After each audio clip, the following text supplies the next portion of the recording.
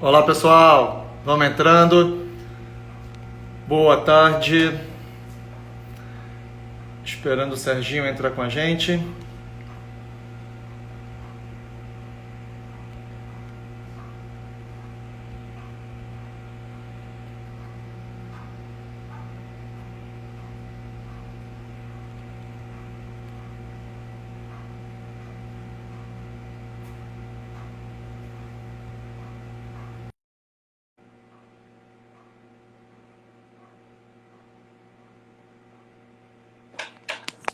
Serginho já está entrando, já pediu autorização aqui. Fala, meu amigo.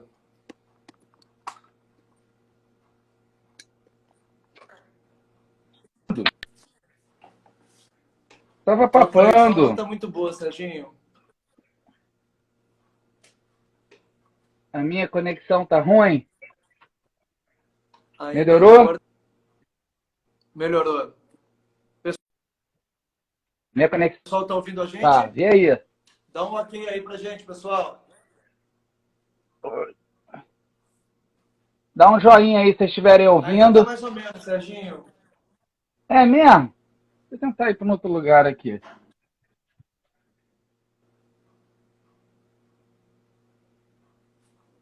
Vê se aqui melhorou. Vou pedindo para o pessoal que está entrando agora dar um ok, se estiverem me ouvindo. Para mim, a conexão do Serginho ainda está ruim. Vê se para vocês também tá, ou é a minha que está ruim, na verdade. Vê aí se a minha tá boa, porque a galera do joinha aí, isso quer dizer que a conexão tá boa, é isso? É, vou entender que sim, né? Aqui o Vini falou que a sua está travando ainda, Serginho. Pô, mas que cocô, não é possível. Deixa eu sair e entrar, pera aí. Tá bom, vai lá. Pessoal, a gente vai só esperar, o Serginho vai sair, vai entrar de novo aqui na sala para ver se a conexão dele melhora. E daqui no máximo 2 minutinhos a gente deve estar começando. Vocês podem ir deixando aqui embaixo a pergunta de vocês, tá? Como eu deixei ali fixado lá embaixo, a live de hoje vai ser sobre dor no pé. Então já podem deixar as perguntas, o que vocês querem que a gente responda durante essa live. A gente deixou deixou uma caixinha de texto também no Instagram da Biocinética. E também já podem ir comentando aqui, tá? A gente vai ajustando ao longo do tempo. Tem um balãozinho também de perguntas. Aqui do lado da caixa de perguntas também é uma opção bacana. Se a pessoa usar, também é uma opção legal. Agora a internet ficou melhor? Bem melhor, agora estou te ouvindo Estou bem. sendo ouvido? Estou sendo ouvido? Tá sendo ouvido. Ah, que beleza. Pessoal, dá um Mas, ok aí também se vocês também estiverem conseguindo ouvir o Serginho bem agora. Para mim a conexão tá boa agora. beleza. Então vamos lá. Pé. Pé é complicado, né, cara? Pé é uma queixa comum a beça no mundo da corrida, né? E ao mesmo tempo, eu tô torto, mas eu vou ficar torto, tá? Cansei de mexer. Ao mesmo tempo, cara, é uma lesão ruim de tratar. Eu confesso que quando chega paciente com dor no pé lá no consultório, a gente já sabe, é importante esse alinhamento com o paciente, de que você não está diante de uma lesão que vai melhorar em uma semana, em 2 semanas. Claro, existem algumas que a gente consegue, né, resolver rapidinho. Caí da escada ontem, fui correr hoje, mas dor no pé. Ai, A Jesus. Michelle, nossa atleta biocinética, passagem nossa parceira, Manda, lutadora. Ai, Michelle. manda inbox, que a gente manda um direct no final da A live gente que eu bate vejo um papo também a gente depois. consegue te ajudar. Me manda uma Manda mensagem depois, Mi, que aí eu dou uma olhadinha contigo. isso. Estamos aí para a gente está aí para ajudar. Então, as lesões do pé, né, não as lesões traumáticas como essa que a Michelle acabou de falar, mas as lesões relacionadas à corrida, né, aquelas lesões por impacto repetitivo. Essas lesões dão um trabalho danado para a gente tratar, porque o pé a gente não para de usar, né? A gente vai usar o pé o dia inteiro. A não ser aquela pessoa que está acamada, vai estar usando o pé. Por exemplo, para fascite plantar, é fator de risco profissões em que a pessoa fique mais de 8 horas de pé. E uma que tem muita gente que escuta as nossas lives pica, que é um profissional de educação física, né? Ele sempre fica mais do que 8 horas de pé por dia por conta da profissão, né? Os alunos, eles precisam desse cuidado. Então, torna muito difícil esse tratamento e é importante alinhar os motivos. E eu acho que mais importante do que isso é a gente prevenir ter dor no pé, né? Entre as principais aí, né? As principais dores no pé que a gente vê é a fascite plantar, né? Que é uma dor que dói nessa região aqui. Às vezes as pessoas acham, estou com fascite, estou com dor aqui. Não é, a fascite plantar dói aqui. E as metatarsalgias, que são as dores que vêm nessa região aqui do pé. Os metatarsos são esses ossinhos, correspondem a esses ossinhos aqui da mão, e eles vão formar aquela almofadinha que a gente tem ali na frente. Então, as dores nessa região são as dores mais comuns do nosso pé, né? Tanto para pessoas do cotidiano quanto para o esporte, né? Para a corrida. E aí, Gustavo, o que você identifica aí como os principais fatores de risco dessas lesões? Você que está sempre muito antenado ao fator de risco para a lesão, né? Qual é a questão causal, né? O que está levando a esse problema? O que você nota aí como fatores gerais, né, para essas dores no pé? Serginho, eu sempre, quando eu vou dar uma aula sobre pé, eu sempre tento fazer que as pessoas expliquem.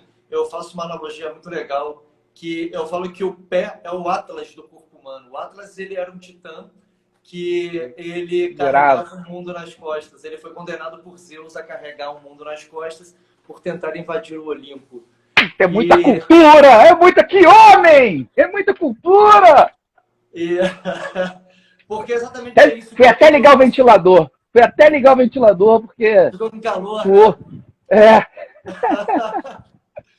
Cara, porque assim, quando você pensa, cara, o pé, na verdade, tudo que acontece no nosso corpo termina lá nele. Então, assim, se você tem um desalinhamento de tronco, se você tem um desalinhamento de pelvis, se você tem um desalinhamento de quadril, se você tem um desalinhamento de joelho, você vai gerar alguma repercussão no seu pé. Perfeito. Então, assim, de uma forma geral, eu diria que existem 2 fatores externos. Pega aquele bonequinho para mim lá, por favor.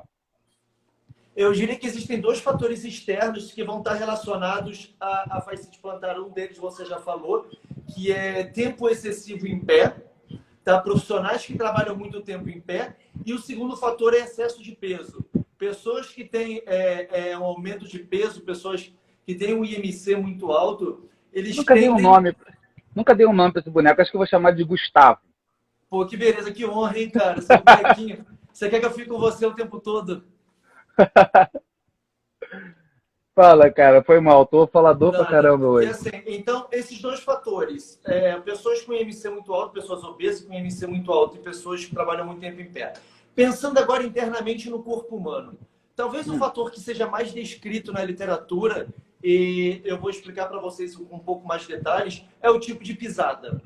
Então, aquelas pessoas que têm aquela pisada mais pronada, que é uma pisada com o pé mais para dentro, e pessoas que têm uma pisada com uma parte mais de fora do pé, que a gente chama de pisada supinada. Essas pessoas, elas tendem a ter uma distribuição de carga diferente no pé. Não quer dizer que pessoas que têm uma alteração no formato do pé precisam tratar isso. Você tocou num ponto legal. Acho que a gente precisa fazer um apêndice aí nesse meio, que as pessoas ficam muito confusas, né, em relação a pé. Pé tem a questão de formato e de função. Fala aí, para a galera nortear, a galera que é mais leiga no assunto. Vamos lá. Existem 3 tipos de pé, de uma forma geral. Se vocês olharem o pé de lado, ele tem uma concavidade nele. Essa concavidade é chamada de arco plantar. O pé que tem aquela concavidade toda desabada, que é um pé que está totalmente em contato com a região de dentro do pé, está todo em contato, a gente chama de pé plano ou pé chato. Uhum. Pessoas que têm um arco excessivamente elevado, a gente chama de pé cavo. E as pessoas que têm um arco normal, uma pessoa com pé normal. O importante entender, e tentando fazer de uma forma bem simples, é que a gente pode dividir o pé em 3 regiões, de uma forma geral. A parte de trás, essa parte do meio e a parte da frente. Uhum. Em geral, quando a gente se refere ao tipo de pé, a medida que a gente faz de uma forma geral é olhando o nosso tipo de pisada por trás do pé, que a gente olha uma posição do calcânio. E com isso a gente pode chamar que a gente pode ter uma pisada pronada, que é aquela pessoa que pisa mais com a parte de dentro do pé. A gente pode ter uma pisada supinada, que é a pessoa que pisa mais com a parte de fora do pé. E a pessoa com uma pisada neutra.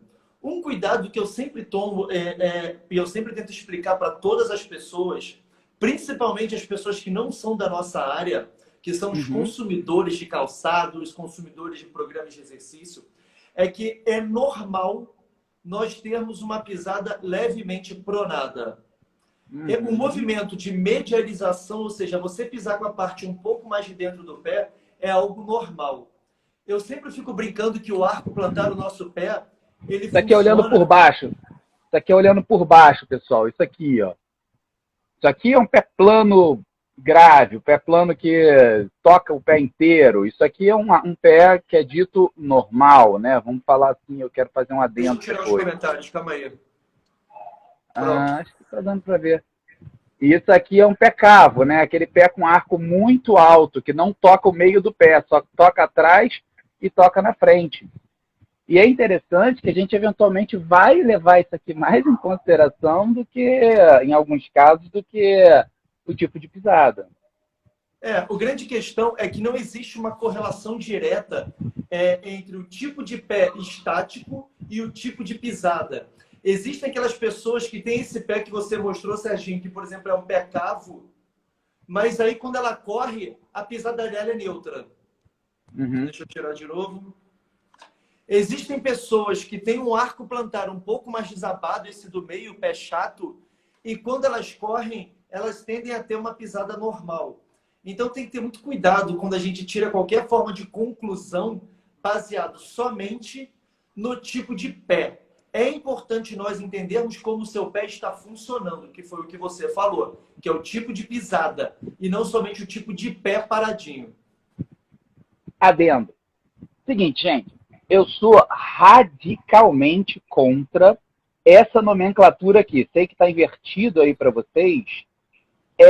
Você chamar esse pé de normal, você intuitivamente chama isso aqui de anormal. Gente, é comum. Isso é variação anatômica. A minha perna é arqueada. Eu tenho a perna de cowboy. Tem gente que tem a perna em tesourinha. E aí você vai no livro, tá lá, perna normal.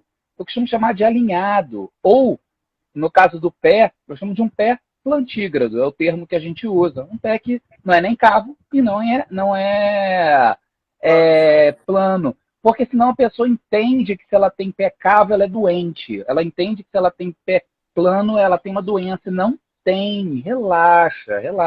Fica tranquilo. E é importante em relação à função, te interrompi.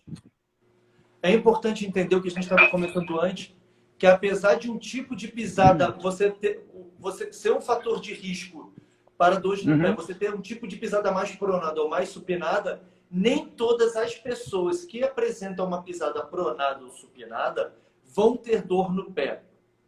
Então, uma coisa que é importante não precisamos corrigir 100% das pisadas. Não precisamos corrigir as pessoas que têm um pé supinado ou um pé pronado. Eu sempre levo 2 coisas em consideração, Serginho. A primeira, da onde que está vindo esse tipo de pé? Porque existem aquelas pessoas que têm, por exemplo, uma pisada pronada, que elas já têm um pé totalmente chato. E existem aquelas pessoas que têm uma pisada supinada, que elas têm o pé completamente cavo. Essas pessoas que... Olha o café que minha esposa trouxe, ó. Pô, aí Super-homem, mano. Existem pessoas, Serginho, que, por exemplo, tem uma pisada pronada, mas olha que interessante. A pisada não, essa pisada para a região de dentro do pé vem muitas vezes porque o quadril está empurrando o seu pé para dentro e não que o seu pé seja chato. Muito interessante. Isso aí eu gosto, você me ensinou isso, eu acho muito legal de ver, né? E o que o Gustavo está querendo dizer que o Gustavo é esse boneco, né, também. Quando, quando você está aterrissando, se você está, aqui está o bonequinho, se o seu joelho está entrando, naturalmente o seu pé ele vai entrar também com a parte mais de dentro do pé. Se o seu joelho está alinhado, você naturalmente vai pisar com a parte mais central do pé. E isso a gente está determinando aqui em cima, nessa articulação do quadril. É para onde o joelho vai apontar. Se ele vai apontar para dentro ou para fora, que aí é uma questão muito maior, né? Muito mais ampla, que é a questão do drop pélvico, do valgino dinâmico, enfim, dos fatores que a gente tem mais gerais. É importante a gente entender, Serginho, seguindo nessa linha, que a gente não tem como definir um tratamento para qualquer patologia que seja baseado somente num diagnóstico clínico. Isso, todas as vezes que a gente faz nossa live, a gente vai conversando, né, Serginho? Para o pessoal ir se acostumando com a nossa filosofia. Não existe uma recomendação sine qua non para todos os pacientes que têm fascite plantar. Então, quando o paciente, é muito comum o paciente ou o próprio profissional perguntar para a gente: eu tenho fascite plantar, o que eu tenho que fazer para melhorar? Vai depender o que veio a causar a sua fascite plantar. Existem pessoas que têm fascite plantar porque elas têm um encurtamento da musculatura de panturrilha. Existem pessoas que têm uma fascite plantar porque as musculaturas do tornozelo e do pé elas são incompetentes e aí o pé desaba todo, ele fica aquele pé plano durante a corrida. E existem pessoas, por exemplo, com fascite plantar que tem fraqueza lá do quadril, da musculatura do bumbum, musculatura de glúteo, e aí faz esse efeito de botar o joelho para dentro e acontecer o que você acabou de falar.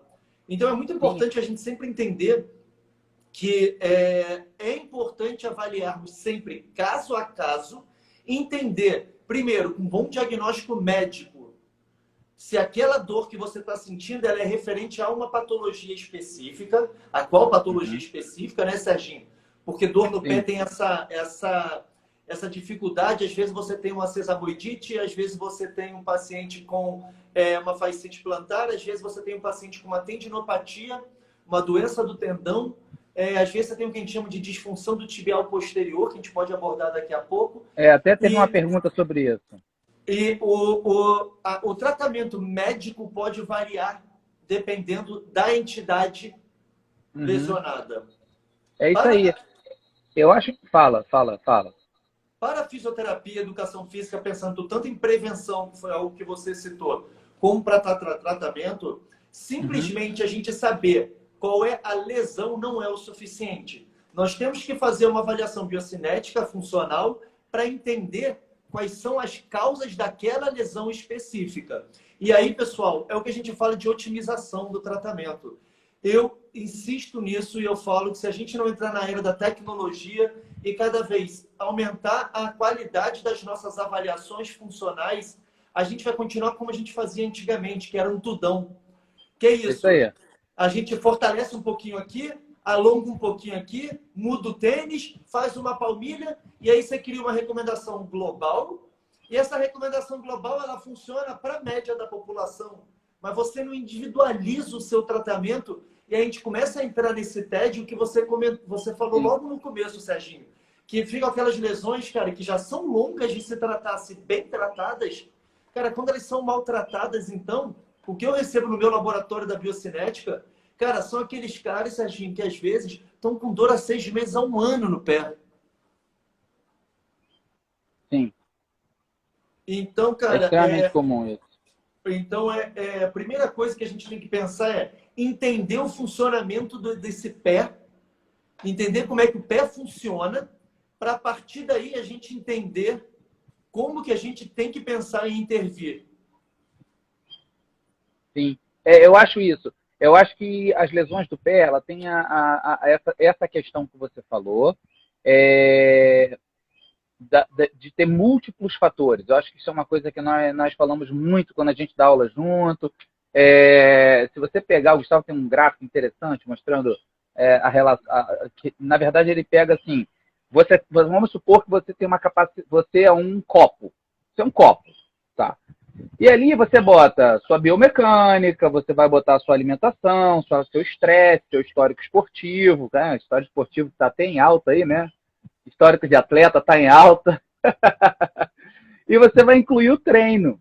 Se você tem uma base biomecânica, uma base nutricional, e dentro da biomecânica a gente ainda abre um monte de ramo, que é se você tem uma boa mobilidade articular, se você tem um bom gestual motor, ou seja, se você é um cara que tem equilíbrio dos seus movimentos, que você usa os seus músculos de forma ordenada, você usa os seus músculos no tempo certo e juntos, como um time que está jogando coeso. E você também tem um fortalecimento muscular. Então, nas questões biomecânicas, em geral, é isso. É o fortalecimento, como esses músculos trabalham, não é só força. Eu dou muito o exemplo de quando você vai aterrissar, no momento que você toca o solo, você faz aquele movimento de frenagem, né? Você vem aqui e vai receber o solo para fazer a propulsão. Você vai ter ação da musculatura glútea, você vai ter que ter a estabilização do seu quadril, para o seu quadril não desabar, você vai ter que ter a frenagem do quadríceps, da panturrilha e dos músculos do pé. Pensa que você tem um sofá na sua casa, você tem 4 amigos, e você tem 4 cordas.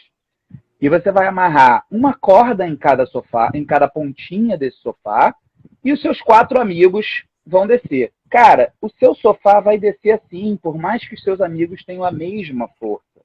Isso é você ter uma boa coordenação. Se você for inteligente, você passa uma roldana no teto, passa as 4 cordas por dentro dessa roldana, e aí seu sofá vai descer retinho, com 25% de força em cada ponta, com forças distribuídas de maneira uniforme nos seus tendões, que são as suas cordas. Então, por isso que a gente bate tanto na tecla do treinamento neuromotor, né? A gente entende que muitas dores do pé, elas vão ter origem lá em cima. Claro que não é o nosso foco do bate-papo de hoje. Nosso foco do bate-papo de hoje é a gente focar no que tem no pé e que a gente pode trabalhar dentro do pé, mas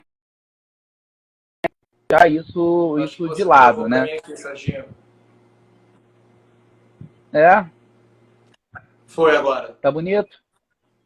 Foi, tá bonito.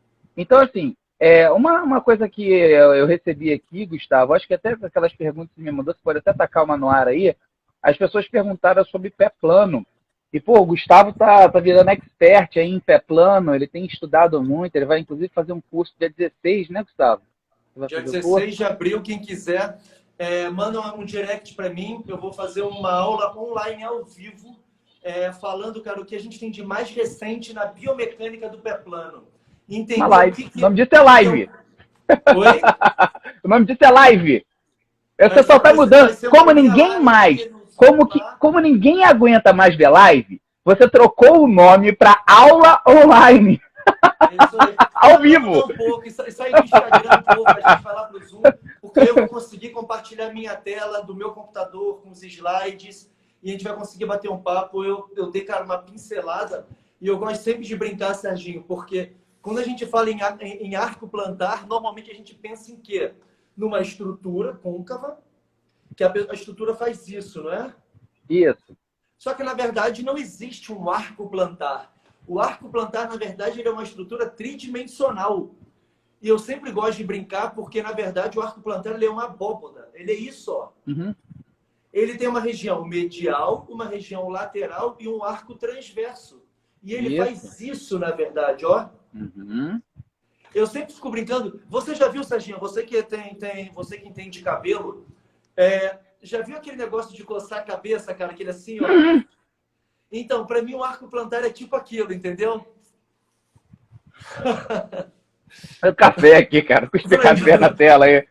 Para mim, o arco plantar é tipo aquilo. Ele é uma estrutura que ele ajuda a dissipar a força, deformando tridimensionalmente. E a gente tem estruturas ósseas que estão relacionadas, Aham. a deformação desse arco. A gente tem estruturas ligamentares e fibroligamentares, e a gente tem as estruturas musculares que estão envolvidas.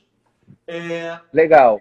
Então, assim, cara, isso dia 16, Olivia.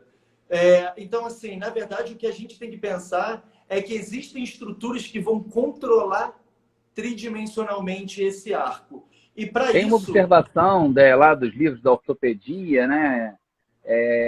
Em que, na verdade, os músculos eles não são responsáveis pela formação do arco plantar, e sim pela estabilização desse arco, né? Eu acho que isso é uma coisa muito importante da Existem gente duas frisar coisas aqui. que eu vou falar isso na aula do dia 16 de abril, mas assim, tem duas coisas, Serginho, que para mim elas são a primeira condição que você tem que olhar quando você vai discutir o arco plantar. O primeiro, se você tem alguma coalizão óssea, tá? Se você tem uma queda dos Vamos ossos falar ali disso. do médio pé, e isso é comum em algumas crianças, e isso é importante de ser observado. Porque não adianta você querer trabalhar a musculatura para elevar o arco plantar se você já tem uma coalizão óssea. Segundo, Coalizão, pessoal, só para quem não está familiarizado, a gente tem pessoas aqui que não são da área da saúde. Existe uma condição que não é comum, ela é comum em crianças, né, como o Gustavo falou.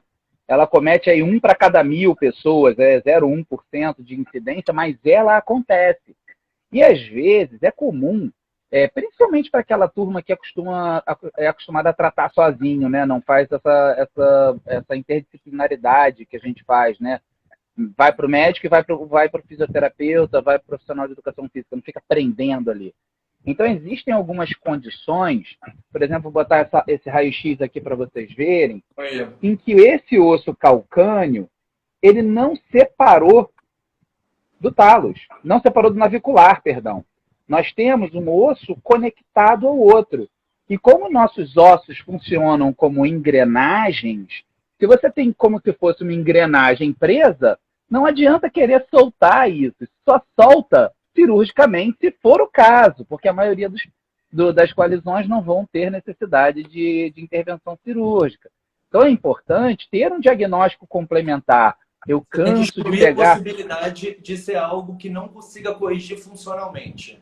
Muito, Gustavo. Você sabe que de todas essas, do pé, o que eu mais pego no consultório é fascite plantar tratada há 2 meses, que na verdade é uma fratura por estresse do calcâneo. Está indo, está evoluindo e tal. Não custava nada a gente ter feito uma ressonância, né? Só para afastar o diagnóstico, o tratamento provavelmente vai continuar igual. Mas a gente tem que pensar que nem tudo é o óbvio. Acho muito importante. Drop. Então, Legal.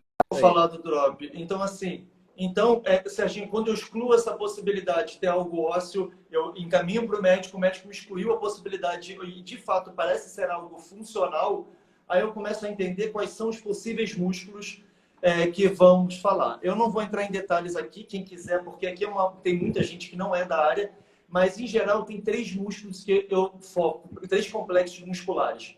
Os músculos intrínsecos do pé, que a gente chama de foot core, que ele tem sua importância. O tibial posterior, que é o músculo mais conhecido, mas tem um muito legal, Serginho, que eu quero que alguém comente aqui, se você já tinha ouvido falar nisso, que é o músculo fibular longo. Ele tem um papel fundamental na manutenção do arco do pé.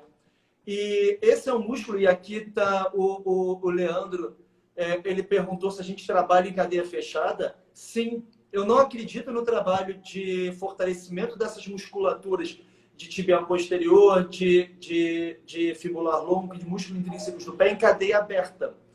Porque o nosso pé, durante os movimentos, seja corrida, seja caminhada, seja subida e descida de escada, eles ocorrem com o pé como ponto fixo no chão. E a função desses músculos, ele se altera completamente quando a gente está com o pé fora do chão e com o pé no chão.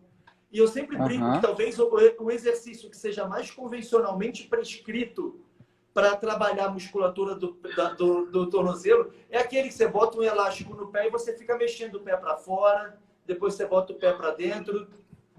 E nesse exercício, por mais que você gere força de uma forma geral dos músculos que suportam o arco plantar, você não está gerando um estímulo funcional correto para você fazer esse trabalho, que nem sempre a gente foca, Serginho, em corrigir o arco, mas pelo menos a gente dá competência para aquelas musculaturas aguentarem aquela formação do arco plantar. Isso, esse é o ponto que o Gustavo, a gente converge muito, né? A gente tem a nossa linha de raciocínio, ela é muito baseada nisso.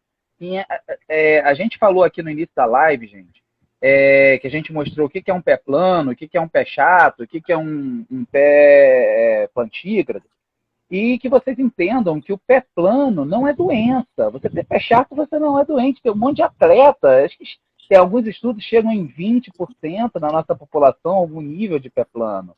Então, existem atletas profissionais que têm pé plano, tá bom? Não esquenta a cabeça com isso, não.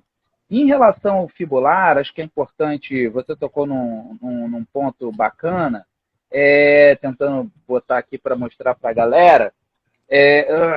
Caramba, dificuldade. O fibular, gente, nós temos o fibular clássico, né? São músculozinhos que correm aqui na lateral. Pronto. Beleza, então, pronto. É um músculozinho que vai correr aqui na lateral do nosso pé, né? Na lateral da nossa perna. Só que a gente vai ter o fibular curto, que vai se prender aqui na base do quinto metatarso, né? Vai se prender, vamos botar aqui. Mas o fibular longo, ele vai vir para a base do primeiro metatarso. E se você observar, o efeito que ele vai estar fazendo é justamente um efeito de levantar esse complexo. Ele está preso aqui, ó, vou fazer um pontilhadinho aqui. Então, ele está puxando essa estrutura através de uma roldana. Vamos pensar que isso aqui é uma roldana. Então, se eu estou puxando esse ponto para cá, eu estou levantando, eu estou fazendo isso. Aqui, ó, estou fazendo isso. Então, funciona naquele arco que o Gustavo falou, que era esse arco aqui, né? E não esse arco daqui. Então, enfim, a gente não pode pensar em uma estrutura unidimensional. E eu acho, gente, que assim, a gente tem sim que trabalhar, quando a gente pega um paciente com tendinite do tibial posterior, que é o caso, tibial posterior, gente, só para exemplificar para vocês, ele é um músculo, ele é um tendão, que ele vai estar em sobrecarga quando a gente vai em pessoas que têm uma pronação ou um pé plano. Essas condições, elas coexistem com muita frequência. Pé plano, deixa eu botar tibial posterior. Então, elas coexistem com muita frequência. Então, assim, é natural quando a gente pega uma aula, uma lesão de uma pessoa que tenha pé plano ou que tenha o pé pronado, né, pisada pronada. Achei a imagem que eu queria. O homem não consegue falar e fazer outra coisa, né? Impressionante. Aqui, gente. Ó, isso daqui... Travou? Toda hora. Tirei os comentários que o pessoal viu. Isso aqui é um pé, vamos dizer, plantígrado, né? Uma pisada neutra. E isso aqui é uma pessoa fazendo uma pronação severa. Tá vendo? O pé está caindo. E o que eu quero mostrar para vocês é o seguinte. A gente vê que aqui nós temos o músculo tibial posterior e aqui o músculo, ele se prende nessa região. Aqui o fibular, ó. Ah, não, perdão. Não aparece aqui o fibular, não. Então, você vê aqui que esse músculozinho, ele está passando por aqui, ó. Ou seja, você está esgarçando esse músculo, esse tendão, né? O músculo e o tendão são uma unidade. Então, é comum a pessoa que tem pé plano, ela ter uma taxa de tendinite do tibial posterior com maior frequência. Então, é natural que quando chegue uma pessoa com essa síndrome, você trabalhe, né? Você faça ali um trabalhinho de eversão e de inversão, de dorsiflexão, funções que vão atuar. Mas o Gustavo fala com isso com muita propriedade, eu aprendi isso com o Gustavo, que assim, não adianta a gente focar só no pé, a gente tem que entender o sistema como um todo, né? Gustavo, mas tem algum fator aí que você identifique como sendo quase que comum em todas elas? Você viu na sua experiência? Assim, cara, qual que mais se repete? Vamos pensar assim. Como assim? nas lesões que você pega do pé, se a gente pega aí metatarsalgias, se a gente pega... Ah, eu queria falar uma coisa, eu queria fazer uma pergunta aqui, até pegar a opinião da galera. Se a galera já quiser já botando aí, quem for fisioterapeuta, quem for médico, quem trabalhar com isso, a questão do tênis. Também, né? Todo mundo da área da saúde. A relação do tênis com essas dores no pé, sabe? Com metatarsalgia, aquelas dores daqui, e com atrás.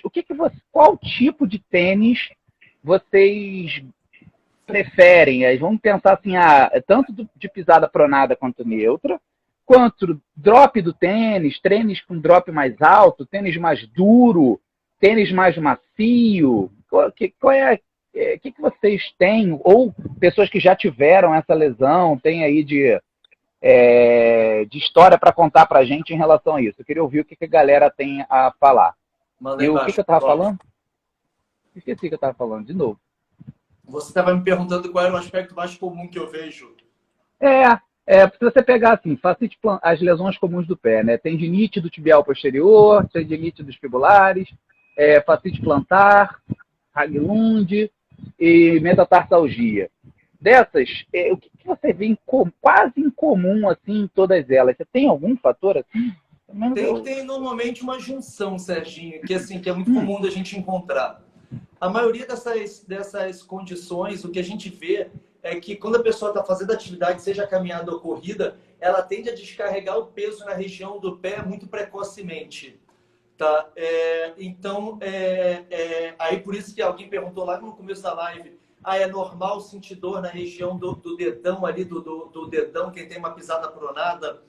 Pode ser, porque a grande questão que acontece é quando você tem um encurtamento muito grande da panturrilha, ali do que a gente chama de tríceps oral, o que acontece é que em vez de você fazer aquele movimento com o pé e avançar com a perna, você fez o movimento com o pé e vai avançando. Quando você vai avançando com a perna, com o pé parado, e você não tem esse arco de dorsiflexão do pé, capacidade de dobrar o pé, o que acontece é que aí você tira o teu calcanhar do chão de forma muito precoce. E quando você tira o calcanhar do chão de uma forma muito precoce, você joga mais peso na região anterior do pé. Todas as vezes que você joga peso excessivo na região anterior do pé, você precisa de um pé muito rígido. Tá? Você precisa ter um pé rígido. Você usou uma expressão que eu gosto muito. Quando você estava falando do pé e dos ossos do pé, eles funcionam como engrenagens. Quando você joga o peso na parte da frente do pé, é normal o nosso pé supinar um pouquinho. Ele tem que supinar um pouco. Quando o nosso pé supina um pouco, você tem um lock, um encaixe ósseo associado a uma ativação muscular que faz que o seu pé vire uma alavanca muito rígida para você conseguir fazer a força na parte da frente do pé. E uma coisa que é muito comum acontecer são as pessoas não conseguirem aquelas pessoas que têm aquele pé muito flácido, sabe, Serginho? Porque estão acostumados a usar calçados fechados durante o dia inteiro. E aí a musculatura intrínseca do pé é uma musculatura deficiente. Aquelas pessoas que quando você faz a avaliação que tem aquele pé hipermóvel e não tem força da musculatura do pé, muitas vezes elas não conseguem criar esse arco plantar quando o peso vai para frente. E aí isso começa a tracionar a fáscia, joga peso na região dos ossinhos do pé. Você começa a ter que fazer muito mais força com a panturrilha, porque você não tem braço de alavanca rígido do seu pé. Então esse é um dos achados que eu vejo muito comuns nos meus pacientes.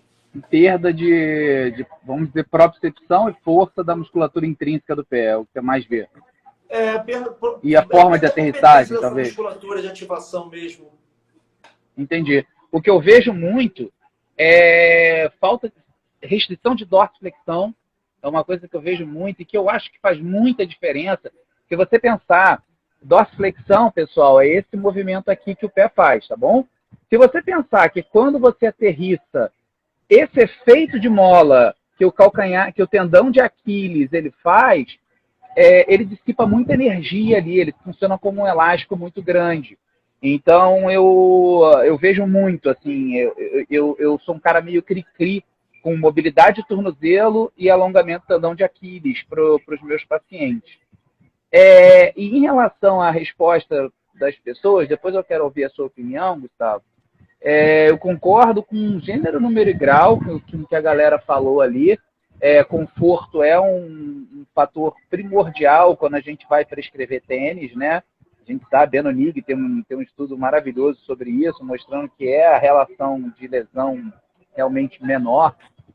Mas, depois de uma metatarsalgia que eu tive uma metatarsalgia agora treinando para a Maratona em Nova York, e tanto quanto para minhas fascites plantares, eu funcionei melhor, não importa drop, não importa muito isso, mas com tênis melhores estruturados, tênis não tão maleáveis, tênis mais rígidos. Isso, para fascite plantar, talvez tenha funcionado porque para metatarsalgia foi incrível. A diferença que fazia, eu tenho um Nusa Tree um pouco mais antigo, que ele é bem duro, é um tênis, talvez eles tenham tentado fazer um coeficiente elástico maior no tênis, né? uma manutenção de energia maior ali. E, por exemplo, esse daqui, que é um tênis que eu adoro correr, da Nike, né? Que é o Nike Free. Nossa, eu colocava esse tênis, eu tinha muita dor nos meus metatarsos, né? No segundo e no terceiro. Eu tive uma bursite intermetatarsal, que foi o caos. Então, tênis estruturados, talvez nessa fase, pode ter sido um viés comigo. Na verdade, não acho que tenha sido um viés, porque teve o Congresso Brasileiro de Medicina do Esporte, de Sociedade das BRAT, né? Da Sociedade de Trauma do Exercício. E eu estava com algumas pessoas, como a Ana Paula, lá da Casa de São Paulo, a Aline, que também é uma excelente médica, né, especialista em pé e tornozelo, e foi meio que um consenso que tênis estruturados os pacientes se dão melhor. Então, talvez para metatarsalgias, lembrando, as metatarsalgias são as lesões aqui na frente, por esses tênis mais estruturados evitarem esse movimento dos dedos, evitar forçar muito essa região, para o retorno aos treinos pode ser uma estratégia para vocês. Façam essa experiência, vê se vocês estão de acordo comigo aí. Eu posso estar com viés, que eu de fato não li nada sobre isso, mas foi uma coisa que funcionou muito bem comigo e eu escutei num congresso de pessoas legais. Pode ser que tenha um artigo sobre isso, eu só não tenha lido.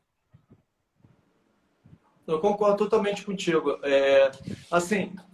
Eu acho que é uma possibilidade. Você está falando. Tem que ficar muito claro para todos que estão aqui assistindo que isso, como o Sérgio deixou muito claro, foi um painel de experts na área. Então, você ter uma opinião diferente ou você tentar buscar ciência para em cima disso, não tem nem apontando para um lado nem para o outro. Só que se a gente pega em termos de pressupostos teóricos, isso pode funcionar. Vou explicar para vocês o porquê. Como imagina isso aqui é o pé, você fez o contato lá com o calcanhar, entrou, só que o que acontece no teu dedão? Quando você faz o movimento de saída, você faz esse movimento aqui do dedão, ó. É o que a gente chama de extensão do dedão. Os teus dedos são mais tortos que o meu, é melhor. É tudo torto, Então, aqui, olha só.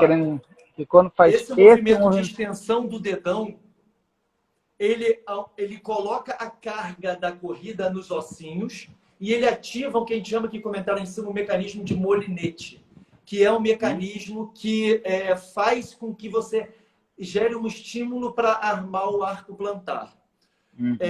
O que acontece é quando você tem uma hipomobilidade do dedão, e quantos de vocês aqui, fisioterapeutas, médicos, professores de educação física, que têm pacientes ou têm clientes com dor do pé, avaliam a capacidade de extensão do dedão? Muito poucos. Calma aí, deixa eu tirar. Deixa eu tirar para o pessoal ver o que é.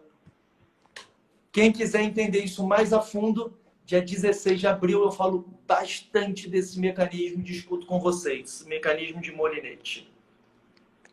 Então, e olha como é que a fáscia plantar. A fáscia plantar está aqui, ó. Isso aqui é a fáscia plantar, gente. Olha como é que ela vai estar diretamente ligada. A gente vai estar com maior tensão nela se a gente está nessa posição do que nessa. Então, se esse movimento aqui não foi reestruturado, e o Gustavo mostra bem legal. O Gustavo faz, eu aprendi isso também. Eu aprendo pra cacete com esse cara. Uma coisa que eu faço, você me ensinou isso. Você me ensinou a fazer o tratamento com esse mecanismo de Molinete, que hoje em dia, quando eu faço minha flexão plantar, estou pegando aqui para reproduzir para a turma, para a galera, olha aqui, ó, tem O ortopedista, quando tem nada para fazer, o que o ortopedista faz? Pega a furadeira e vai furar as coisas em casa, né, cara? Pois é, tô reparando. O Diogo comentou aqui, o hálux rígido é uma possível causa que gera dor em outras regiões. Às vezes você não tem dor no próprio dedão, mas por ele ser rígido... Pois é, o Gustavo me ensinou isso daqui, de você pegar uma toalhinha. Acho que vai ficar meio zureta aqui o negócio. Mas você pegar uma toalhinha e quando você for fazer sua flexão plantar, você colocar os seus dedos aqui, ó, para você justamente gerar essa dorsiflexão, dorsiflexão não, essa extensão do hálux. Não sei se vocês estão conseguindo ver legal aí. Tá dando para ver, Gustavo? Tá dando A diferença de você fazer isso para você fazer isso. O ângulo lá do dedão, ele está sendo muito maior nessa perna aqui do que nessa perna aqui, ó. Aqui eu não estou fazendo o mesmo ângulo. E quando a gente está correndo, existe um momento em que a gente vai estar assim, ó, para sair. Então a gente vai estar justamente com esse ângulo muito intenso. Pegou? Exatamente, você foi perfeito. Quem quiser mais a fundo isso, eu postei tanto no meu Instagram pessoal, no Gule Porassi, quanto no da Biocinética aqui que vocês estão vendo, vários exercícios simulando esse, parecidos com esse e alguns outros que o Serginho mostrou aqui. Eu só sugiro um cuidado a todos que estão nos assistindo. Antes de vocês fazerem esse exercício, deixa eu mostrar um vídeo para vocês. Antes de vocês fazerem esse exercício, é essencial que vocês identifiquem... Só um segundo, pessoal. Eu estou procurando o vídeo. Achei. Vocês têm que identificar se vocês têm capacidade de fazer esse movimento aqui, ó. Olha como é que o arco sobe. Teste de Jack, o nome disso. Exatamente. Pessoal, se você não conseguir fazer esse movimento normalmente, ou se o seu arco não armar, procura um médico. 2, se você não tiver o movimento do dedão para fazer esse movimento, não façam esse exercício que o Sérgio mostrou para vocês, porque vocês vão sentir dor.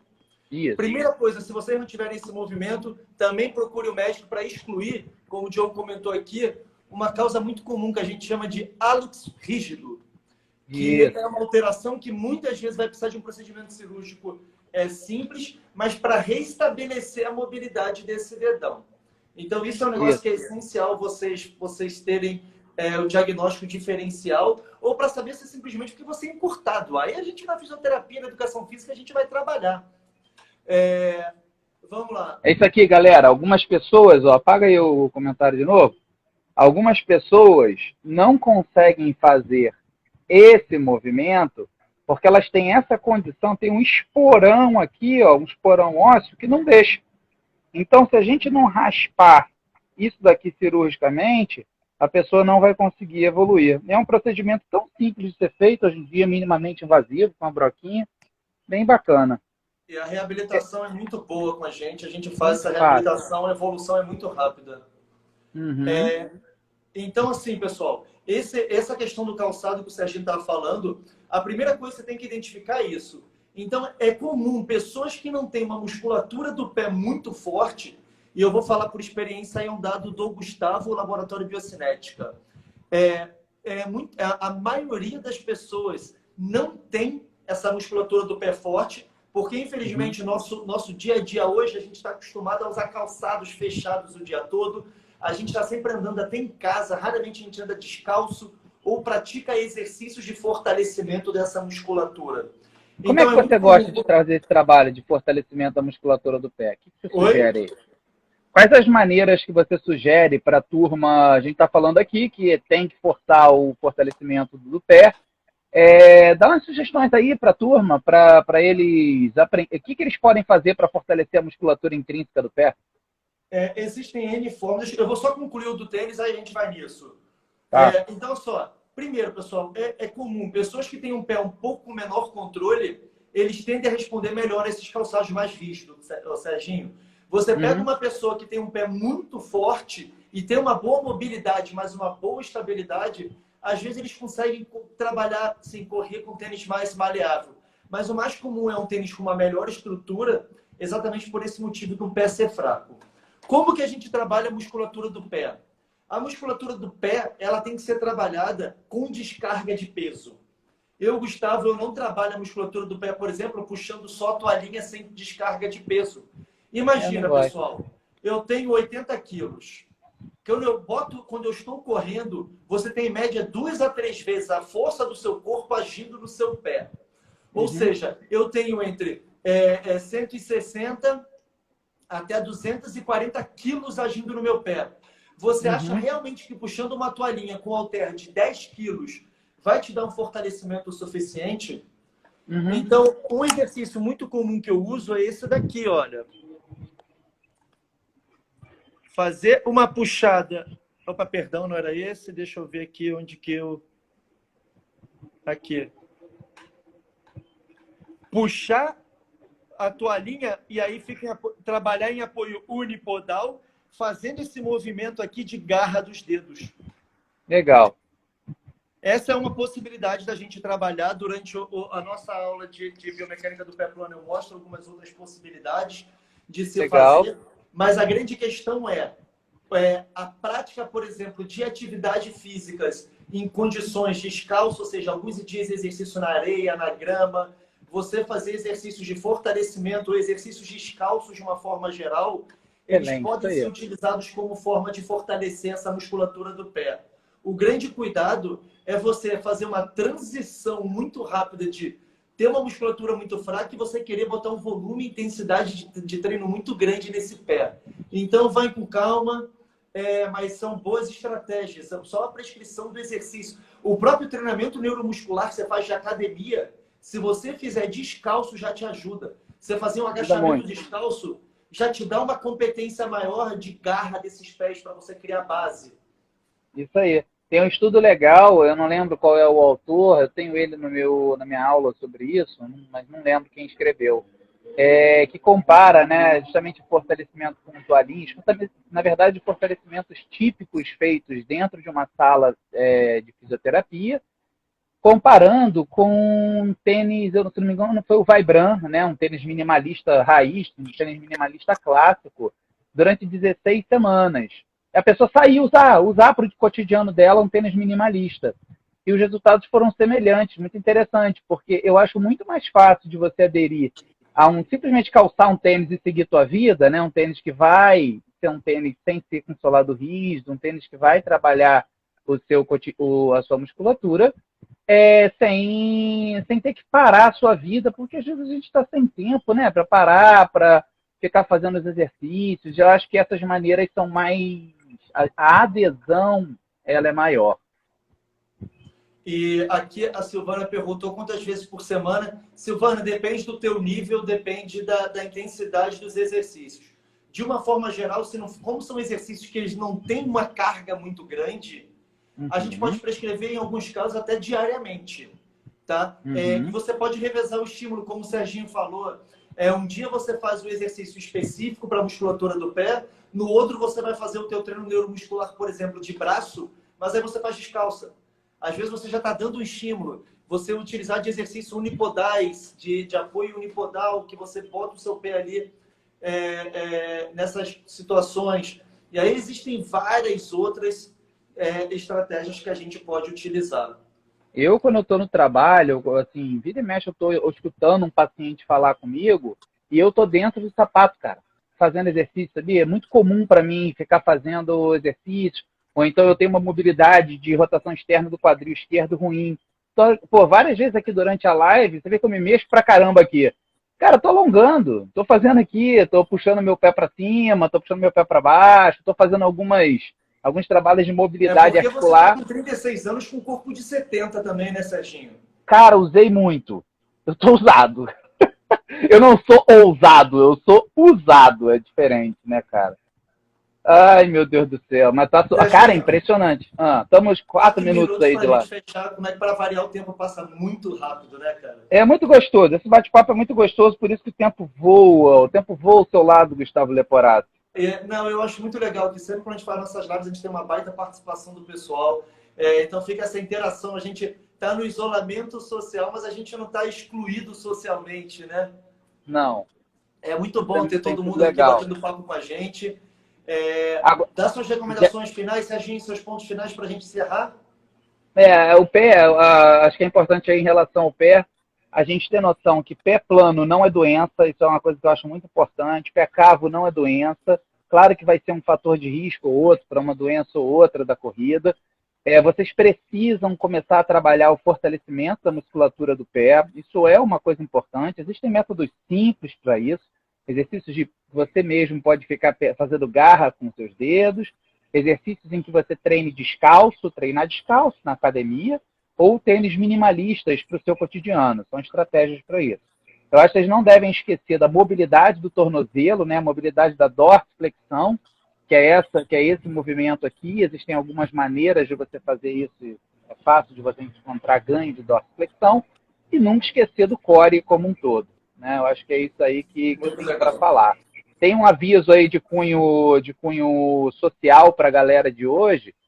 Às 8h30 da noite, eu vou fazer uma live com a Luan, que é um colega de turma, cara, que está sabendo tudo do uso das máscaras, né? Que a gente teve algumas recomendações aí da OMS, entre usar ou não usar máscara, qual máscara usar, qual é a eficácia das máscaras de pano, se criança tem que usar, se criança não tem que usar, qual máscara que você tem que usar para sair na rua. Então, 8h30 eu vou ter esse bate-papo que eu acho que vai ser bacana aí para informação Muito legal, geral. Serginho. Eu achei É, barato. não é Quem quiser ortopédico, mais mas acho que é um assunto. informações, entra lá no Instagram do Serginho, tem lá o horário da live, vocês vão acompanhar, ativa a notificação no celular de vocês para vocês não esquecerem. Essa live vai ser muito legal que ele vai fazer hoje. Bom, Legal, galera. Serginho, Obrigado. Segunda-feira que vem estamos de novo, 3 horas. Mandem sugestões, hein? é isso, Estão mandando pessoal. pouca sugestão pra gente. Muito obrigado mais uma vez. Fiquem em casa. Um aviso final. Eu vou dar uma aula ao vivo, online, ao vivo, no dia 16/4. Eu botei aqui embaixo, biomecânica do pé plano. Quem quiser assistir, me manda um direct. Eu fiz uma aula com um custo bem básico para poder todo mundo assistir. O número de vagas é limitado. Para a gente tirar dúvida, bater papo, um evento de 2 horas de noite. Do dia 16/4. São muitas as perguntas. Vai mandando também para a gente por direct, a gente pode responder, fazendo vários posts sobre isso.